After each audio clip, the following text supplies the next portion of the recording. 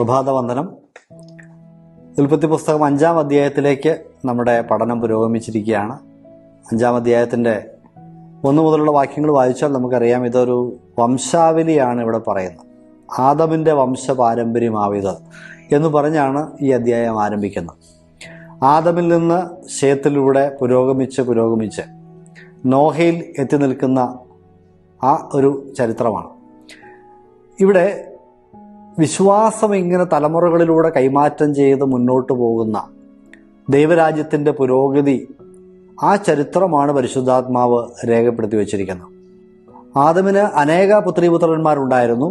പക്ഷേ ആദമിൻ്റെ ഈ മക്കളിൽ ഒരാളുടെ പേര് മാത്രം പ്രത്യേകം എടുത്തു പറഞ്ഞ് ആ വ്യക്തിയുടെ മക്കളിലേക്കുമൊക്കെ നീണ്ടുപോവുകയാണ് ശേത്തിൻ്റെ പരമ്പര. ഇപ്പോൾ ദൈവരാജ്യത്തിൻ്റെ പുരോഗതി നമുക്കവിടെ കാണാം. ആദമിൻ്റെ മറ്റു മക്കളെക്കുറിച്ചോ അവരുടെ പുരോഗതിയെക്കുറിച്ചോ അവരുടെ മുന്നോട്ടുള്ള പോക്കിനെക്കുറിച്ചോ സംസ്കാരങ്ങളെക്കുറിച്ചോ ഒന്നും നമുക്ക് ബൈബിളിൽ തുടർന്ന് വായിക്കാനായിട്ട് സാധിക്കുന്നില്ല. അതിൻ്റെ കാരണം എന്ന് പറഞ്ഞാൽ ദൈവരാജ്യത്തിൻ്റെ പരിപാടി, ദൈവരാജ്യം എന്ന പരിപാടിയിൽ അവർക്ക് പ്രത്യേകിച്ച് പങ്കില്ല എന്നുള്ളതാണ്. ബൈബിൾ ചരിത്രത്തിൻ്റെ ഒരു പ്രത്യേകത, ദൈവത്തിൻ്റെ പരിപാടിയിൽ പങ്കുള്ളവരുടെ ചരിത്രമാണ് അതിൽ രേഖപ്പെടുത്തിയിരിക്കുന്നത്. അത് വ്യക്തികളായാലും ജനതകളായാലും അങ്ങനെ തന്നെയാണ്. ഇനി മറ്റൊരു സാധ്യതയുള്ളത് ദൈവരാജ്യത്തിൻ്റെ ശത്രുവായി ജീവിക്കുക എന്നതാണ്. അങ്ങനെയാണ് മറ്റു ചില ആളുകളെയും രാജ്യങ്ങളെയും ഒക്കെ ബൈബിളിൽ നമ്മൾ കാണുന്നത്. ചില ഉദാഹരണങ്ങൾ നോക്കിയാൽ നമുക്കറിയാം. കയ്യിൻ്റെ പേര് നമ്മൾ കാണുന്നു. ഹാബേലിനെ കൊലപ്പെടുത്തിയത് കൊണ്ടാണ് കയ്യിൻ്റെ പേര് പ്രത്യേകം എടുത്ത് പറഞ്ഞത്. നിമ്രോദ് എന്ന് പറയുന്ന ഒരു വ്യക്തിയെക്കുറിച്ച് നമ്മൾ കാണുന്നു 10-ാം അധ്യായത്തിലേക്ക് വരുമ്പോൾ. അവനൊരു വീരനായിരുന്നു എന്ന് മാത്രമല്ല, അന്നത്തെ സമൂഹത്തെ ദൈവത്തിൽ നിന്നും മാറ്റി മറ്റൊരു ആരാധനാ സംവിധാനത്തിലേക്ക് നയിച്ച ഒരു മനുഷ്യൻ എന്ന നിലയിലാണ്.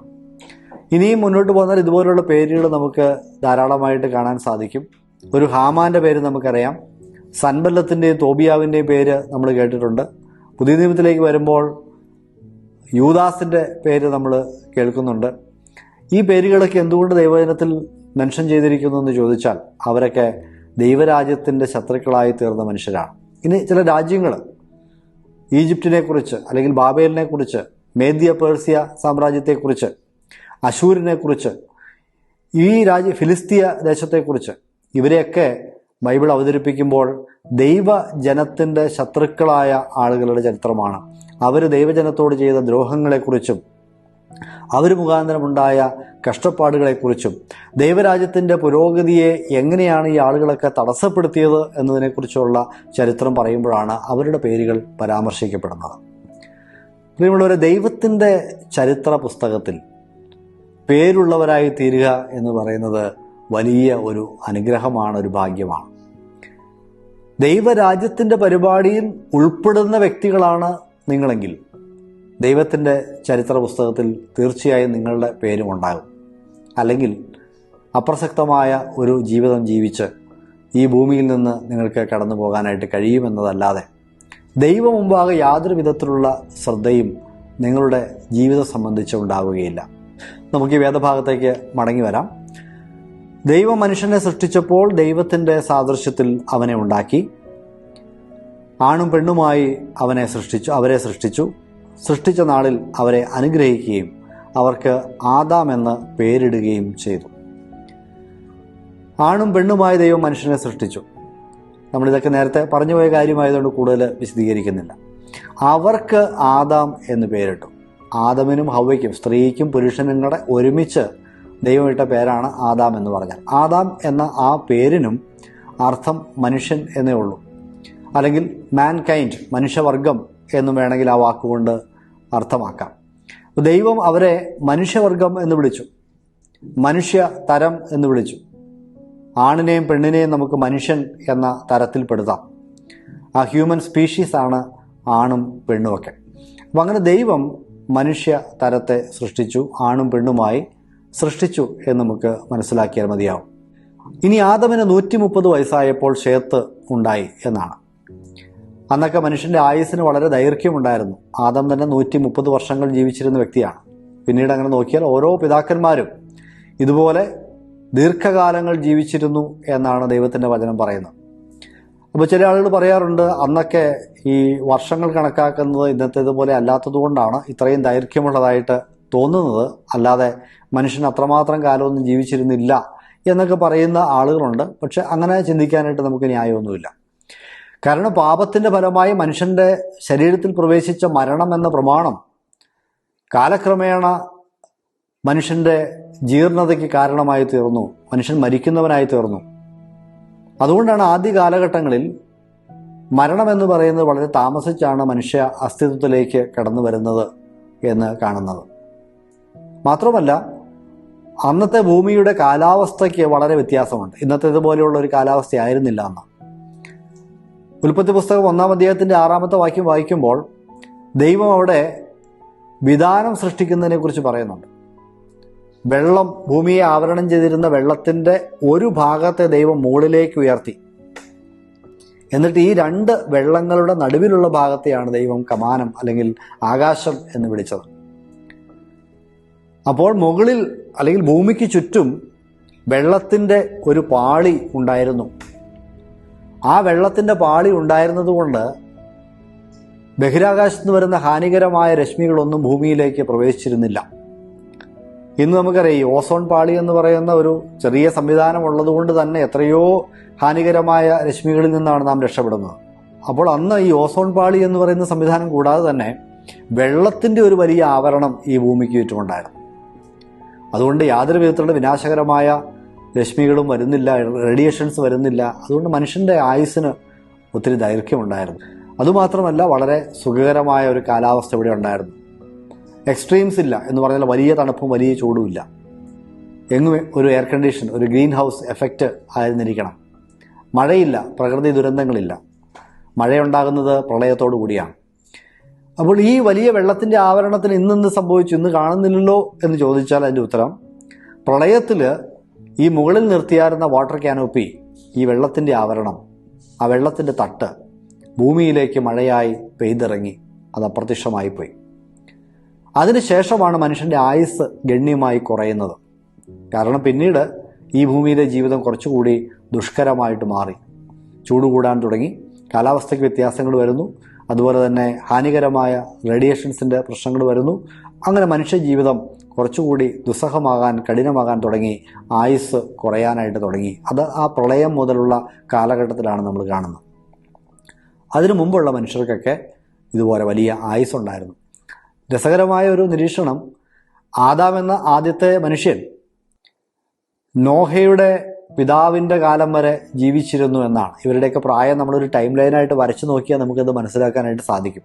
930 വർഷങ്ങൾ ജീവിച്ചിരുന്ന ആദാം, അദ്ദേഹത്തിൻ്റെ അവസാന കാലം ഈ നോഹയുടെ പിതാവായ ലാമക്കിൻ്റെ കാലവുമായിട്ട് കൂട്ടിമുട്ടുന്ന ഒരു കാലമാണ്.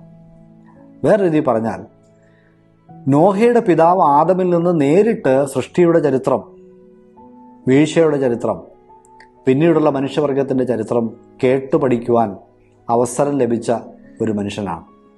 നോഹയ്ക്കും ആദം എന്ന് പറയുന്നത് തൻ്റെ വലിയ മുതുമുത്തശ്ശൻ, അദ്ദേഹം തൻ്റെ പിതാവിനോട് ഫസ്റ്റ് ഹാൻഡായിട്ട് പകർന്നു കൊടുത്ത ഇൻഫർമേഷൻസ് കേട്ട് വളർന്നയാളാണ്. അപ്പോൾ നോക്കാം എത്ര അതിശയകരമായിട്ടാണ് ഈ ചരിത്രത്തിൽ നിന്ന് ചില കാര്യങ്ങൾ നമുക്ക് മനസ്സിലാക്കാൻ സാധിക്കുന്നത്. താഴേക്ക് വായിക്കുമ്പോൾ 4-ാമത്തെ വാക്യത്തിൽ പറയുന്നു, ശേത്തിനെ ജനിപ്പിച്ചതിന് ശേഷം അനേകം വർഷങ്ങൾ ആദം ജീവിച്ചിരുന്നു, അനേക പുത്രീപുത്രന്മാരെ ജനിപ്പിച്ചു എന്നാണ്. ഞാൻ മുന്നമേ പറഞ്ഞതുപോലെ ആദമിനും ഹവ്വയ്ക്കും അനേക പുത്രീപുത്രന്മാരുണ്ടായി. ശേത്ത് ജനിക്കുന്നതിന് മുമ്പും ഉണ്ടായിരുന്നു, അതിന് ശേഷവും ഉണ്ടായിരുന്നു. എൻ്റെ ഒരു ഊഹം വെച്ച് പറഞ്ഞാൽ ഒരു 300-400 മക്കളെങ്കിലും ആദമിനും ഹവ്വയ്ക്കും ഉണ്ടായിട്ടുണ്ടെന്നാണ്. എന്തുകൊണ്ടാണ് അങ്ങനെ പറഞ്ഞതെന്ന് ചോദിച്ചാൽ, ഇന്ന് ലോകത്തിൽ ജീവിച്ചിരിക്കുന്ന ഏറ്റവും കൂടുതൽ മക്കളുള്ള മനുഷ്യൻ, ഒരു ഭാര്യയിൽ നിന്ന് ഏറ്റവും അധികം മക്കളുണ്ടായ മനുഷ്യൻ ജീവിച്ചിരിക്കുന്നത് ചിലി എന്ന് പറയുന്ന രാജ്യത്താണ്. സൗത്ത് അമേരിക്കയിലുള്ള ഒരു രാജ്യമാണ്.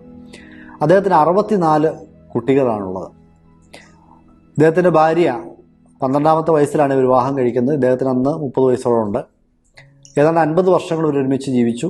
ഈ 50 വർഷം കൊണ്ടാണ് 64 കുട്ടികൾ, അതിൽ ചിലരൊക്കെ ഇരട്ടകളായിരുന്നിരിക്കാം, ഉണ്ടായത്. അപ്പോൾ 50 വർഷങ്ങൾ കൊണ്ട് ഒരു മനുഷ്യന് 64 മക്കൾ ഉണ്ടാകാനുള്ള സാധ്യത ഉണ്ടെങ്കിൽ 930 വർഷങ്ങൾ ജീവിച്ചിരുന്ന ഒരു മനുഷ്യന്, അതായത് ഈ 50 വർഷങ്ങൾ കുടുംബജീവിതം നയിച്ച മനുഷ്യനേക്കാൾ ഏതാണ്ട് 20 ഇരട്ടിയോളം ദൈർഘ്യമുണ്ടായിരുന്നൊരു ആയുഷ്കാലം എത്ര മക്കളുണ്ടായി കാണാൻ സാധ്യതയുണ്ട്? വെറുതെ നമ്മൾ പെൻസിലും പേനയെടുത്തൊന്ന് കണക്ക് കൂട്ടിക്കും.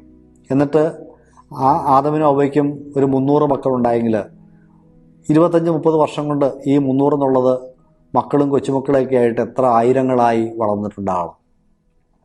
അതുകൊണ്ടാണ് ഞാൻ ആദ്യം ഒരു കണക്ക് പറഞ്ഞത്. ഡോക്ടർ മോറീസ് കണക്കാക്കിയത് കൈനി പട്ടണം പണിയുന്ന സമയത്തേക്ക് ഏതാണ്ട് 1,20,000-ഓളം ആളുകൾ ലോകത്തിൽ കാണുമെന്നാണ്. നോഹയുടെ കാലത്തെ പ്രളയത്തിൻ്റെ സമയത്ത് ജനസംഖ്യ എത്രയെന്ന് കേട്ടാൽ നമ്മൾ അത്ഭുതപ്പെട്ടു പോകും. ഇന്ന് ലോകത്തിലുള്ള ഏതാണ്ട് 700 കോടി മനുഷ്യരുണ്ട്. അതേ ജനസംഖ്യ നോഹയുടെ കാലത്ത് ഉണ്ടായിരുന്നു എന്നാണ് കണക്കാക്കാൻ പറ്റുന്നത്. നമുക്ക് വേദഭാഗത്തേക്ക് മടങ്ങി വരാം.